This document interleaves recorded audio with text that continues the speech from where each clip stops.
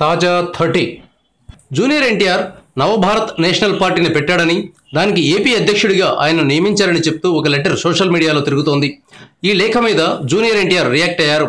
Jail అవకుశ cinema షూటింగ్లో ఉండగా ఆయన చెవిన ఈ విషయం పడింది. ఇదో గాలివార్తని దాన్ని పట్టించుకోవద్దని ఆయన ఫ్యాన్స్కు సూచించినట్టు తెలుస్తోంది. రాజకీయాలను ప్రస్తుతం పట్టించుకునే స్థితిలో లేనని, తన దృష్టి పూర్తిగా సినిమాల మీదే ఉందని ఆయన అభిమానులకు చెప్పినట్లు తెలుస్తోంది. రాజకీయ పార్టీ పెట్టాలనే ఆలోచన ఉంటే ఓపెన్గానే చెప్తానని, ఇలాంటి ఉత్తుత్తి లేఖలు సృష్టించనని కూడా ఆయన అన్నట్లు తెలుస్తోంది. ఇటీవల నారా లోకేష్ ప్రమాణ స్వీకారానికి హరికృష్ణ కుటుంబం కూడా హాజరైంది. చంద్రబాబుతో రాజీ పడ్డారని ఈ విషయం చెప్తోంది.